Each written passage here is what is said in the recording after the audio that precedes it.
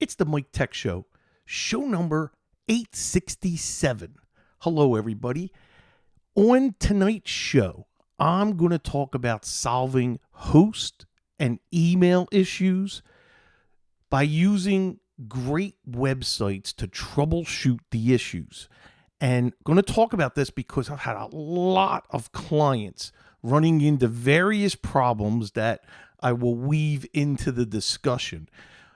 But the main thing is covering DNS, SPF, and then the websites MX Toolbox and View DNS. So let's begin, and I am going to demonstrate here. Let me get my remote access. So the key to everything is DNS, and that's domain name system. And I know I'm going pretty basic here for everybody, but I wanted a show that dives into this, and not just the DNS, but how important it is and those records that you need to have correct if you're going to be involved in supporting email anywhere. You must know this. And I know some of you do, and it might be, hey, Mike, this is too simple. Or hopefully there's somebody out there, that's listening and saying, hey, okay, thanks for sharing all this. So DNS, and the first site for tonight is from Wikipedia, or I have WikiWand. The DNS is the traffic cop of the internet. That's what it boils down to. If you type a website, Google, and you google.com, and you go to that website, well, what has to happen is DNS is, if you looked up Google and seen the IP address, what DNS does is directs you to that domain. So it's the keeper of all of that information. It delegates the responsibility of assigning domain names and mapping those names to internet resources by designated authoritative name servers. So this is a great article if you want to deep dive what DNS does, how it works, how you can configure things. So one of the problems that I ran into was a client, and this is more web hosting than it is DNS. The client domain expired on GoDaddy. So you have to have your DNS controls where to go for your website, where to go for email, any place that you want to be directed to from your domain. Then you need that set up, and you need to set it up at a place where you can do all the changes for DNS.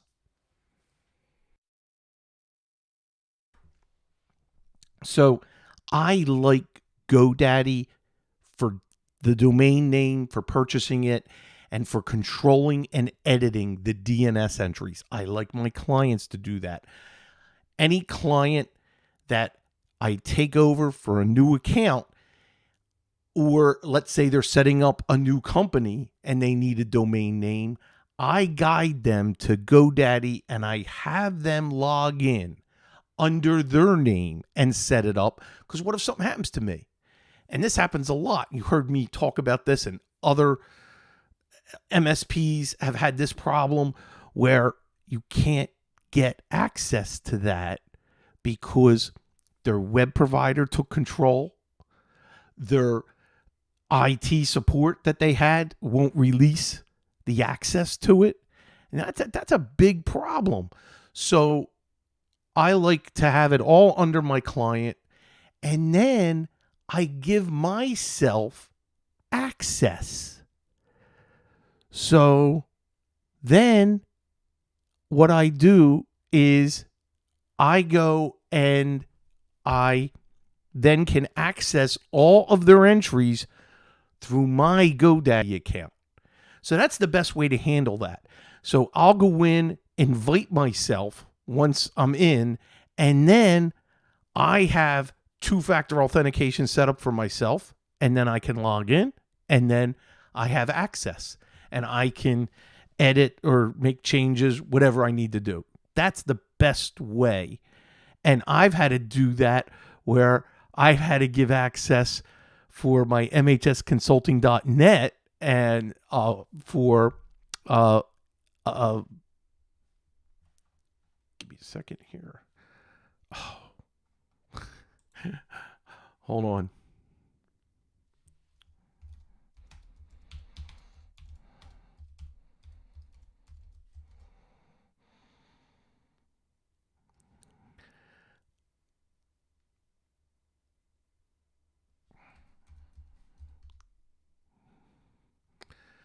Give me a second here.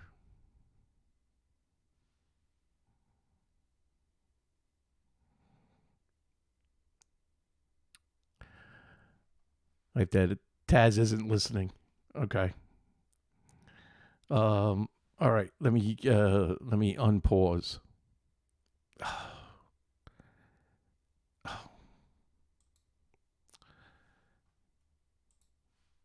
Give me a second.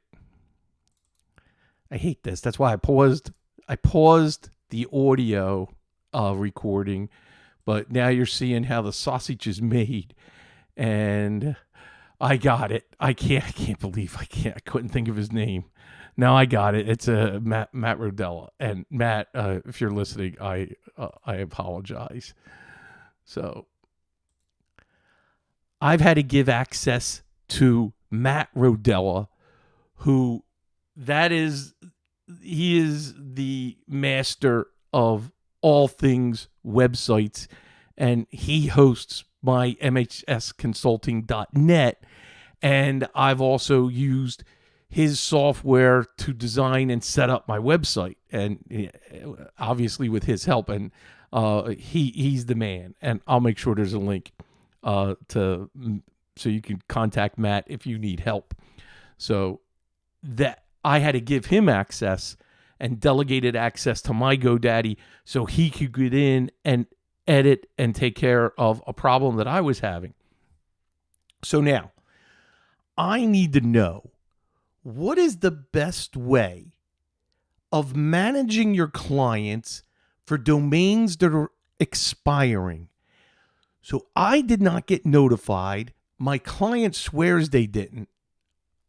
They had to, because this has happened now for 2 clients where their domain expired because their credit card on file needed to be updated or had changed, and we were very lucky. One of them is a golf course, and of course a golfer told the pro, "Hey, your website isn't up," and they called me, and I logged into the GoDaddy, and guess what? Their credit card needed to be updated. So this also happened for a client that I set it up a long time ago for their email, and this is a real estate agent, and she couldn't get any email. She wasn't getting her email. Well, that's because I checked and there were no MX records. And we're going to go over that, how you would check that. But the root cause of the problem, credit card needed to be updated. What are you doing for your clients? This is what I'm going to do going forward. The RMM that we use is Synchro. I've talked about that a lot. I want to add a field for domain expiration, and then run a report on that field once a month for everybody for that month that a domain is going to be expiring. I'll know. And then I can get in front of this to log in or have them log in to double check their credit card. This happens a lot. SureWeb for mail hosting, GoDaddy, anybody where they have an auto pay with their credit card, Do you track that for them? How do you handle that? And I know some MSPs just take control of everything, so this way you don't have to worry about it, but I don't. I leave that in the hands of my customer and clients. So this is an issue. So some of the first things I do, if someone, and let's demonstrate this. So let me bring up MX Toolbox. So let's go MX Toolbox.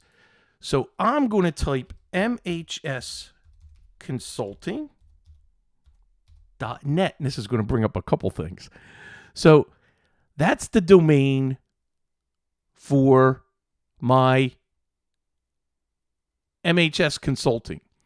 And if you take a look at the servers, you're going to see mx12-01.surewebcloud.com. And then the secondary MX record is 02. Right off the bat, being MX12 means I am on an Exchange 2013. If it was MX14, that means I'm on Exchange 2016. And this is just, for SureWeb. And then something that happened tonight, and we're going to get to that story. If it said MX19, then that is Exchange 2019. And SureWeb is having a little issue this afternoon. I found out from one of my listeners, Dexter. So, and it's funny because I was troubleshooting the email issue, and then I received an email before starting the show tonight saying, "Hey, I got a couple clients and called SureWeb, and the webmail 19 is down." And I'm like, "Oh no." That is exactly what I was troubleshooting with a client and thought I fixed it, and I'll talk about that. So that means I'm going to be going through an upgrade. They have to finish, I think, before July of this year. Microsoft's no longer supporting Exchange 2013, so I've already gotten the email notification. They're going to be migrating me to Exchange 2016, and I'm going to have to go in and change my DNS records. And that's where the mail records, MX, is what directs where the mail goes. So anybody who sends an email to mike@mhsconsulting.net, it'll come here. Your email provider will check my DNS. Where do I send that email? Well, I send it right here, which is MX12. So the client that wasn't receiving email, I typed in her domain, and there were no records for MX. I was like, how can there be no records? That's impossible. That means the domain expired and was not there and is not there. So I remoted in to the client, had her log into her GoDaddy account. Sure enough, we updated the credit card and then renewed, and we were very lucky that it didn't go too far to where it expired. So one of the sites that is required, I have this bookmarked. I go to mxtoolbox.com, if not every day, every other day. Here's another site, and I've talked about this a lot. I love this site. It's free. It's viewdns.info. This is incredible. This is where you can easily get all of the domain information. So let's first look at DNS record lookup. And let's look up MHS consulting.net under DNS lookup. Click go. And now these are my DNS records. Now, the domain, the NS, that means the name servers, And anytime you see domain control, then you know the name servers are GoDaddy. When I look at this, when someone's having a problem that might be DNS, and I type the domain in, and I know they're with GoDaddy, but I see something else here. I see some web hosting provider who got lazy and took control of the DNS and didn't make sure that their old records were maintained. Especially this one, which is a text record, which is the SPF record. SPF, Sender Policy Framework.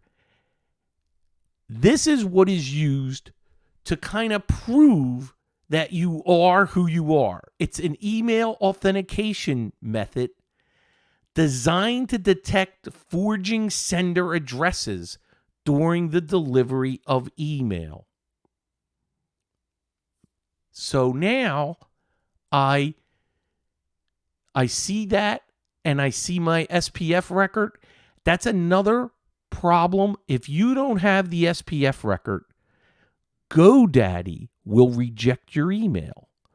So I don't know why the SPF record wasn't transferred, but someone changed their website and they changed their hosting of the website. The MX record was fine, but they didn't carry over the SPF record, and they were having trouble sending emails to Gmail. It would get bounced.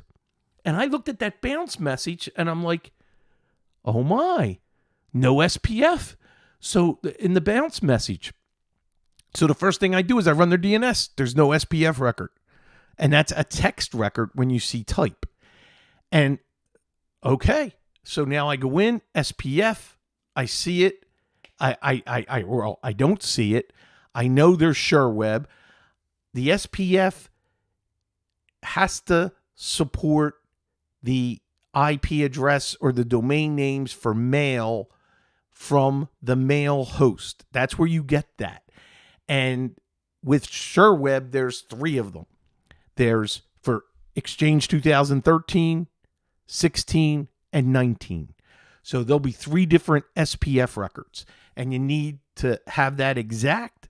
I put it in there, all is well for that client. So I've been going through this all week, troubleshooting. Now today, and Dexter's in the chat, I was going crazy. Why could I not get to webmail19.surewebcloud.com, which is the Outlook web access for SureWeb for my one client, and it wouldn't come up, like it wasn't there. And their Outlook kept trying to connect, wouldn't connect. So I was like, boy, is it antivirus? Is it, so I'm running everything. I'm running Malwarebytes. I'm premium. I'm running the adware cleaner from Malwarebytes.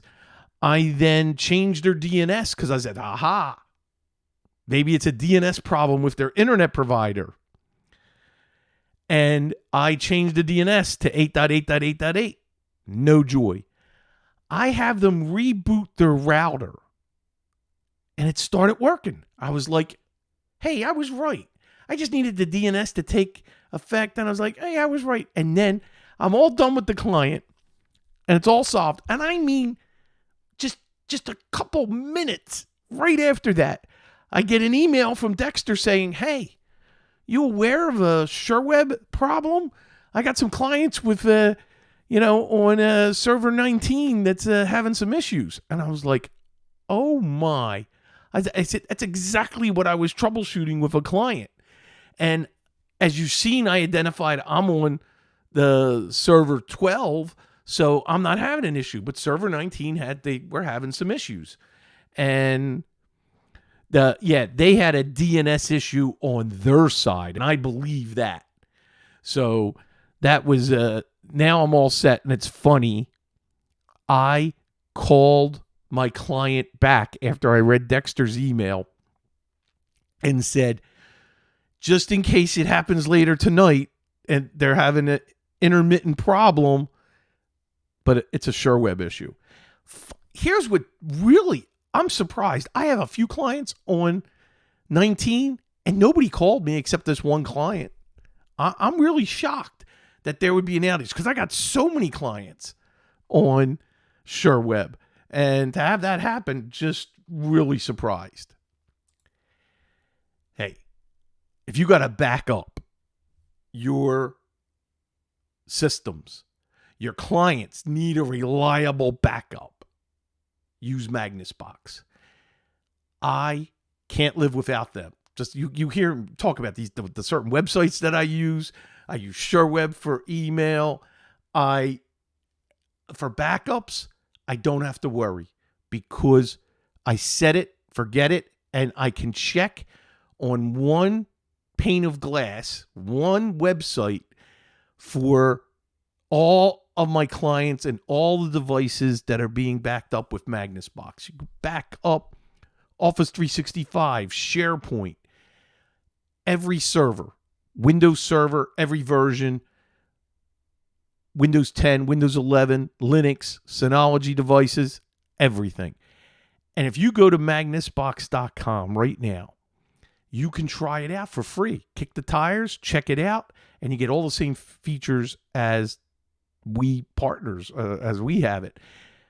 If you sign up, don't forget to tell them you heard it on the Mike Tech Show. You're going to get a $100 discount and half price on the platform fee for your first 3 months and free white labeling. You got to check this out. Go to magnusbox.com for all of your customer backup needs. And we thank them for being a sponsor of the Mike Tech Show podcast.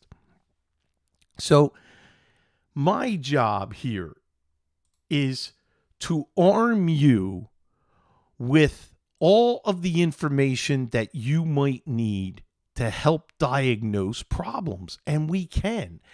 So here's one. And there's so many sites that can do this, but I like one page where it's real easy. So this one is the domain who is. So who is mhsconsulting.net? There you go. GoDaddy. There's the host. So yeah, this is where you can find out, hey, where is that domain hosted? Well, I am hosted at GoDaddy. You can reverse name servers lookup. You can get a full DNS report. Is my site down? Hey, that's a good one. MikeNation.net. I haven't done that in a long time. It's checking. Oh, that's not good. It's taking a long time here. There we go. Is my site down? Results. The site appears to be working fine. Hey, nice. It looks like the server is either down or configured to not respond to pings. That's okay. Yes, it's not responding to pings. Your site resolves to the following IP address. Oh, that's another thing. Let's look up the DNS record again for MHS Consulting. This A record is the website. This is the IP address that Matt Rodella told me to put for the A record because he's hosting the website, not GoDaddy. So this is the most important record for your website. You, with a client, if they want to host and have their website hosted somewhere else, that's fine. You tell them not to give them the keys to the kingdom of GoDaddy. Don't give them the login. You say, I need to speak with the web developer. And you tell them, when it's done, what IP address do you want me to add to an A record for that client? So this way you remain in control. Because here's what happens. Like I mentioned, those name servers, once they change, that editing any DNS is now only in the hands of that web developer because the name server's changed. That's very important. Every type here the SOA, NS, A text record, MX records. Text records are used a lot to verify that you own the domain. So let's say you're signing someone up for Microsoft, and one of the first things they'll have you do is what domain, and they need to verify that you really own that domain. So they give you a complex text record that you then have to update in the DNS, and now you proved that you're then. You go back, you verify. And another thing with Microsoft that I like with setting up, you could put in the GoDaddy credentials and they'll just go edit everything when you're ready to go live. It is great. So yeah, Dexter has just brought up a really good point in the chat, which is you can create a hostage situation with the developer. That is exactly right. And I have been there. I have seen that. Here's another one. What do you do? I got a new client. It was 2013. They've been a client with me. And one of the first things they wanted to do was change their email. Well, we have to be able to go into the DNS and change those MX records. Well, we couldn't do it. We couldn't even begin the process until a month it took to get control of the domain. Their former IT, the guy died. And they hadn't talked to him in a while. He passed away, and there was nobody to be able to give us the control of their main domain name for the company name. They had to file to ICANN, where the owner of the company had to send copies of the ownership of the company, the incorporation papers, had to photocopy and send a driver's license proving he is who he is. There was a big form to fill out, and submitted all that. And over time, it took a few weeks, we gained control of the GoDaddy account. That was brutal. That was the worst that I've ever ran into. So all of these things are critical, and laying the groundwork is domain name service. You need, the MX records, what the A record is, the name servers, and then sender policy framework. When you hear now or see SPF, that you used to never have to have, but now you got Gmail, one of the biggest email hosts in the world, and you got them verifying if that SPF record isn't there, they're bouncing that email. So we can even get more complicated with DMAC and DKIM, and I'm not going to get into that right now. And I think I covered that once a while ago. But hopefully I've planted enough seeds for you to be armed in resolving issues. And that's having these core websites at your disposal and knowing how to read that information. Something else, and we're going to go back to the MX toolbox. Let's take a look at not just the MX lookup, but blacklist check. So now, MHS Consulting, what if we were getting bounced? What if there was a problem where we were on a blacklist for spam? So they test your email domain against 91 known blacklists, and you can see they're all okay. Now, if one of them wasn't, and this happens when you find that a client is being blocked, they get a message that a certain spam vendor is, or spam blocker is blocking their email, then you can follow this. If it says they're on the list, then there'll be links for you to click, and it will tell you how to resolve that. And I haven't had to do that in a little while, but hey, that's very, very handy in being able to do that. So that's just another use of MX Toolbox. And all of this is free, which is great. That's what we want when we're trying to diagnose a problem and and figure out what's going on. And as some of my buddies, we'll go with Uncle Marv from the Business IT podcast and Winston Wolf, they will agree, when in doubt, it's a DNS problem. And especially when you're working with Active Directory on your local domain, or, I can't tell you how many times it comes back to a DNS issue to resolve the networking problem. That's why, to be really good at networking and troubleshooting, you got to master DNS and then move on from there. And you can teach yourself this and look at this and, get your own domain, get your own email, get it hosted and play with it and figure out, what's going on. That's the best way to do it. Is you got to try it. You got to live it, or have a mentor that can take you through it. Or, hey, listening to these shows, I try to guide you as best I can. So that is it for tonight's show. There is a strong possibility that there'll be no show next week. I got a busy week with family and with clients. That's really stacking up. And it's going to be very hard to be able to squeeze in a show next week.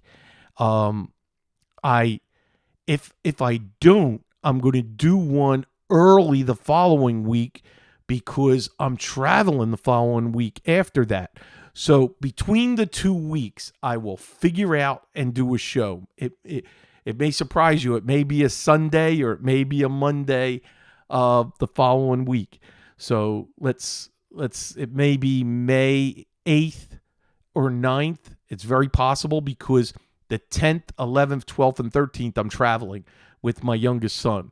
So I'm taking a little break, and we're gonna do Disney. So that'll be fun. So I just wanted to update everybody, and that's it. Thanks for downloading, and please stay subscribed. Don't forget, visit YouTube for my YouTube page for all my videos, and click subscribe if you like it. And that's youtube.com, Michael Smith MTS. That's it. Thank you, everybody. Good night.